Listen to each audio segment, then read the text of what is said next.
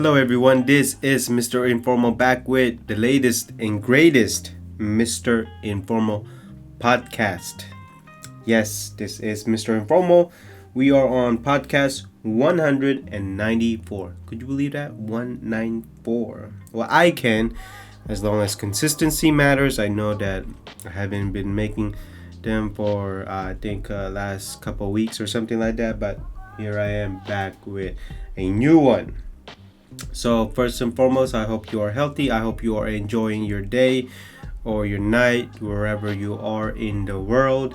And certainly I am enjoying mine too. And please do not forget to add me on Instagram, MISTERINFORMAL. And then check out my website, mrinformal.com, MRINFORMAL.com. So what do we have for this podcast 194? Well, we have number 1, Dick's Sporting Goods is getting into the resale business. Number 2, Meta, formerly known as Facebook, is opening a store. Could you believe that? Number 3, Coca-cola has some fashion thing going on.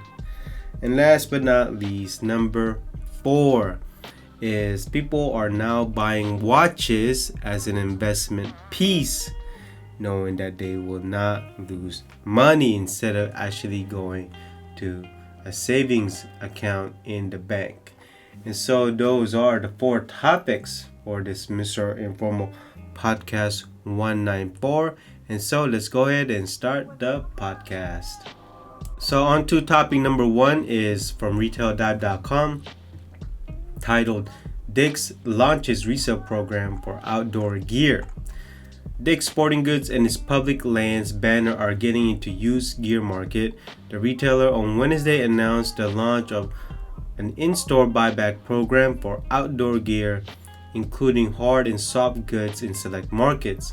The pilot program, in partnership with online platform Out and Back, is available in 2 markets, Denver, where they are headquartered, and Pittsburgh. The program will launch at Public Lands Pittsburgh store on Friday. The Outback will accept gear at certain Dick's and Public Lands stores Friday through Sunday in exchange for instant cash payments. The program accepts products like tents, backpacks, outerwear, skis, and snowboards, and more categories will be added as partnership evolves. Wow. So Dick's is actually getting into it. So CEO Out and Back said, "We launched Out and Back because we knew there was an unmet need for reselling outdoor and adventure-based gear." Ben Zachary, founder of CEO and Out and Back, said in a statement, "When listening to our consumer needs, it became clear that an all-in-one platform inclusive of equipment and accessories was the obvious next step for us. Since launching in 2019, we've seen 43% in soft goods category and predict through our partnership with Dick's and Public Lands." Well, this is not a surprise. I'm sure Dick's is trying to find some used market and resales. And also Dick's is trying to get into the resale business. And so they're trying to expand their business with a partnership with Out and Back. Certainly they're going to need more of this, not just in 2 stores, because this is just available in 2 cities, Denver and Pittsburgh. Now, it would be very hard to me to sell if you sell a tent to Dick's or Out and Back. I'm hoping that they actually give you a good amount, not like GameStop with games. Because when you sell your items to Dick's, hopefully they don't rip you off, because a lot of companies do that. Also, I'm surprised that a lot of businesses or a lot of brands don't notice this. Look, no matter what gear you have, somehow, some way or another, somebody's gonna sell them. No matter what type of gear, whether it be the North Face, Patagonia, Pelican, all types of products or outdoor gear products, durable products, hiking products, adventure products, travel products, whatever it may be. One person is getting sick of it, trying to be a minimalism. Of course, they're gonna sell everything.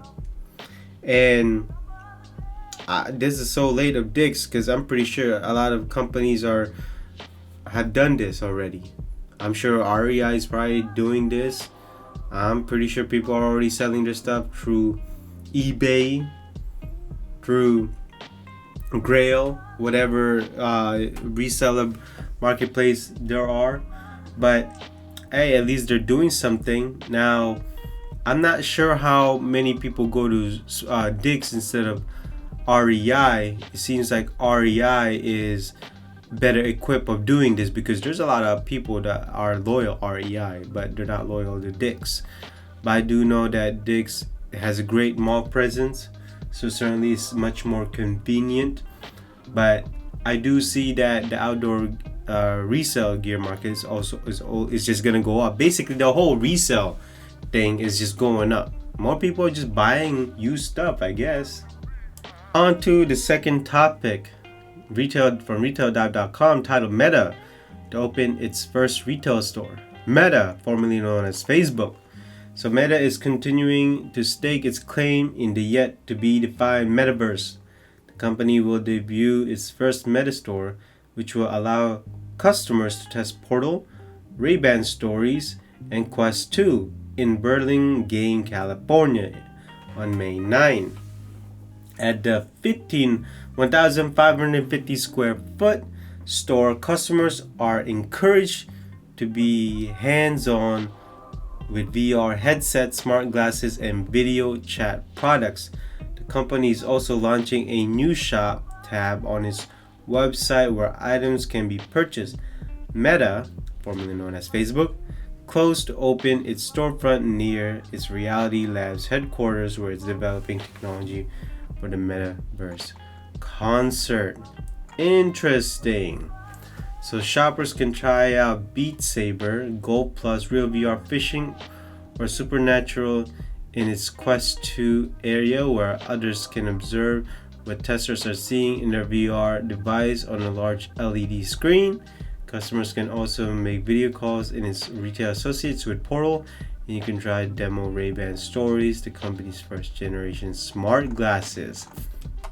So, I can already see that Facebook is not going to make money from this Meta store. They're going to lose money.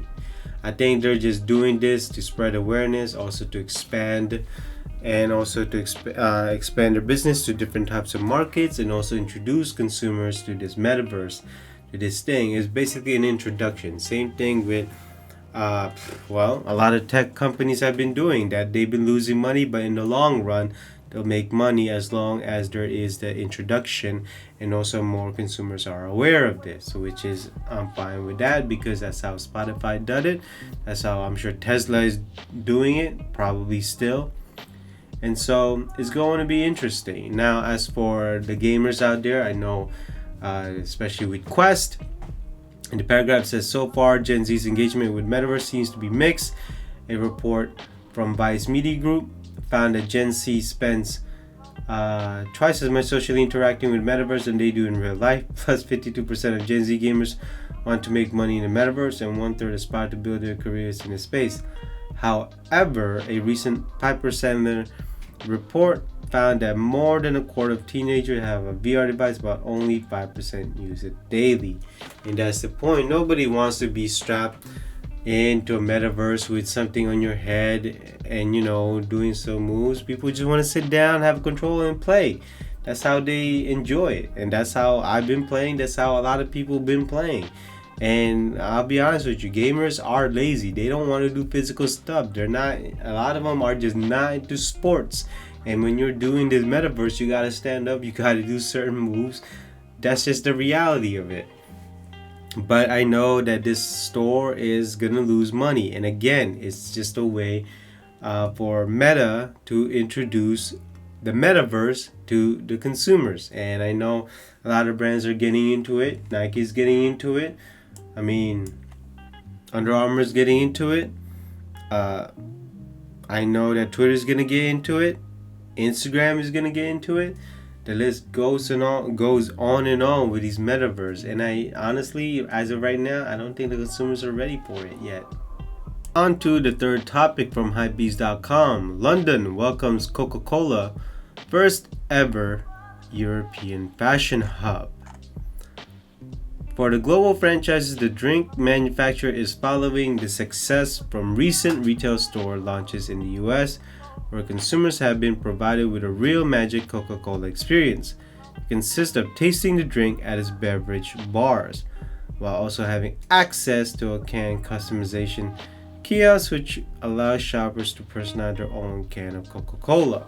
However, the new London-based features mainline clothing apparel designed by respected streetwear designer Jeff Stables, along with Coca-Cola supplying other drops in collaboration with the fellow such as Lee Jeans, Herschel, Soho Grit, Alma de Ace, Bape, and Bear Brick, all of which will be releasing in store by monthly. Wow.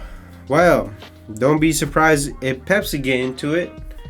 Don't be surprised if other drink brands get into it, but certainly Coca-Cola is a brand that's been there for a long time. Everyone knows Coke, basically. I'm just going to call it Coke, even though the name is Coca-Cola. Used to be called Cola. No, it's just simple Coke, soda, pop, whatever you want to call it. In any case, I am actually quite surprised that they didn't do this much earlier. I do know that they always have different types of design in their bottle or in their can, but in terms of actual full-on apparel, I'm surprised that it took them this long. Not only that, why is London getting this? Why not America? America is the homeland of Coca-Cola. Why is London getting this than us? So that is quite sad that America is not actually getting this. Instead our European brothers is getting this. Like I said, I think this is a great thing, a great move for Coke, great marketing, also great products for consumers to buy. If you're a brand of Coke, certainly there are loyal, die-hard Coke fans out there, especially that one who will tell you that Coke in a bottle, in a glass bottle, tastes better than a can. Me, I am like that too, but I'm not a die-hard Coke fan. I just prefer drinking it in the glass bottle. So I'm sure you're going to see a lot of collaborations, just like the articles say. I cannot believe Coke is pulling this off. You can easily tell that many brands are fans of Coke. Even if they're not, I'm sure money is there to be made, because Coke have a lot of followers, they have a lot of fans, and certainly Coke is just out there. There's even Coke addicts out there, certainly. And so it is interesting that it took them this long to actually think about this. Like I said, I'm sure there's gonna be a lot more competition.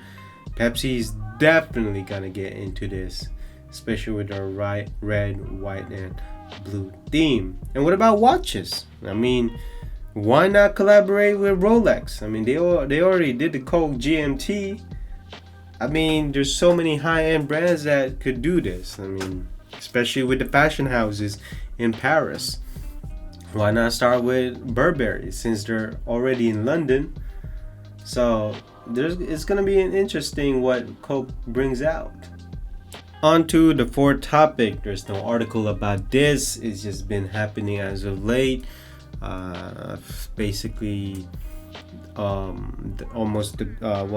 the beginning of the year, suddenly watches are suddenly in demand these days. It could be the raw materials. It could be the gold, silver, and bronze material, basically. Luxury watches, especially Rolex, Patek Philippe, JLC, Vacheron Constantin, even Cartier. Certainly, a lot of these watches are selling out, especially in the Rolex. Can't even buy Rolex these days, no matter the model. Every model of Rolex is suddenly sold out. You can't even go to your store, your AD, your SAs, whatever you want to call them. You can't even buy a Rolex because everybody's buying Rolex because it's an investment that they will not lose money. Yes, you heard me right. People are putting their money into watches instead of putting it in a savings account or even a stock market or even a 401k, knowing that they will not lose money with watches. Also, Rolex also does this with, similar to Louis Vuitton or Chanel, where they increase the price every 6 months or every year. And so you're never gonna lose money. You're never gonna lose money on your watches. And so more people are putting their money. It's the same thing with art. Well, art somehow increases every year, and the value of art is just going up and up. And if you see the auctions with Patek Philippe, with Rolex, Vacheron Constantin, Hermes, even Cartier, you got vintage type watches, even vintage watches, it just goes up and up. And people don't even wear them for the most part. They just put them in a safe or in a lock, or they just keep it in a storage and just have it sit there for 5 years or 10 years. And it's absolutely ridiculous that you can't even enjoy watches anymore. Also, people are getting robbed of their watches with the Richard Mille stuff. People are stealing it. Well, you got these stars showing up, that's their fault. If they get robbed, don't get me wrong, I think getting robbed is just absolutely wrong, but don't be flashing your stuff, especially in front of the paparazzi, if you are not ready for the consequences, because certainly if you got the money to do it, you will be a target. And so the watch industry right now, and many hobbyists, enthusiasts, even collectors out there are starting to be fed up because you can't even buy the watches that you want to buy. Don't get me wrong, I think there are many watch brands out there that you can still buy, but I guess the top 10 brands out there you can't even buy. Even Grand Seikos. Grand Seikos these days are going up and up, and people are buying it. But still, the number one would be Rolex, where you can't even buy them anymore. Everyone knows the name Rolex. You can call them Roly. You can call them the crown jewel of Switzerland. And it's absolutely ridiculous. And if you go to watch fairs and if you go to watch YouTubes, everyone's talking about Rolex this, Rolex that. When is the new Rolex coming out? You cannot buy them because everyone is buying them and reselling them or storing them at a safe. It doesn't matter who the AD is, or it doesn't matter who the store is. Somehow, some way or another, everyone seems to have connections with certain stores to get Rolex, or people always say, oh, I got a connection straight to Rolex. I don't even know, and honestly, it's just getting tiring these days because you can't even go to a Rolex dealer and just try one on, because apparently everybody seems to buy them. And so that basically concludes this Mr. Informal Podcast 194. I hope you enjoyed this podcast. I hope you listened to me from beginning to end. And if you did, I do appreciate it. I really do appreciate it. And so that will basically conclude this. And please do not forget to stay healthy. Always be healthy. And certainly, I hope you enjoy your day or night. And please do not forget to add me on Instagram, MisterInformal, and then check out my website, mrinformal.com. mrinformal.com. And so I will see you in the next podcast. Bye bye.